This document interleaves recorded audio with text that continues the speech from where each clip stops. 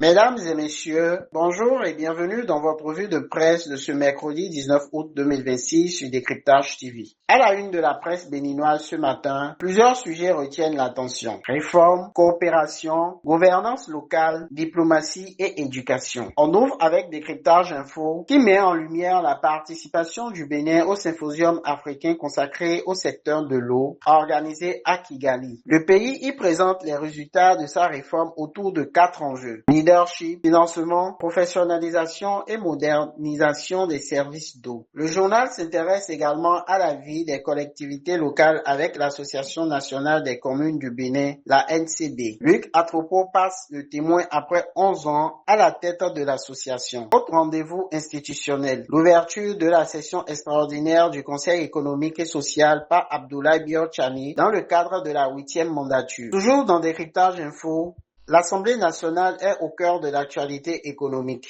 Joseph Diogbenou échange avec un promoteur français autour d'un projet visant à renforcer l'accompagnement des entreprises. Dans le secteur de la formation professionnelle, le journal annonce également l'ouverture du 17 au 25 septembre 2026 des inscriptions dans les CEPA publics pour l'année d'apprentissage. Direction le défi information, qui met en avant la coopération sino-béninoise sous le titre Moderniser sans déraciner. Le journal explore le parti d'un rapprochement culturel entre la Chine et le Bénin. Il revient aussi sur le renouvellement du bureau de l'ANCB avec l'élection du maire de Diakomé, Ulrich Janvier Sokegbe, au poste de secrétaire général adjoint. Le potentiel, lui, tourne les projecteurs vers le bilan de 11 ans d'années de Luc Atropo à la tête de la NCB. Le journal rapporte également l'hommage rendu par l'ancien président de l'association au président Patrice Talon ainsi qu'au président élu Romia Douadaï. Sur le front diplomatique,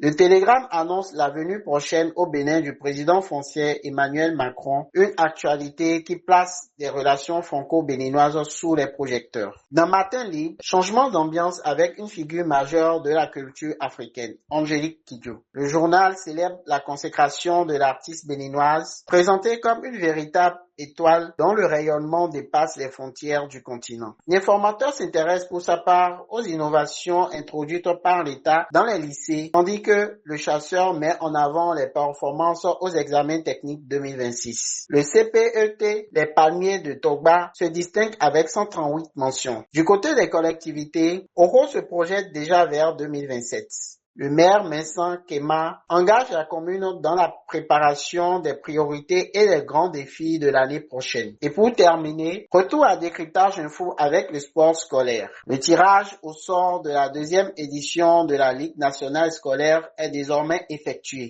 Les différentes sélections départementales connaissent leurs adversaires et peuvent désormais se préparer pour la compétition. C'est ici que s'achève votre revue de presse, une actualité dominée ce matin par les réformes publiques, la gouvernance locale, la coopération internationale, l'éducation et le rayonnement culturel du Bénin. Merci de votre fidélité. Excellente journée à toutes et à tous.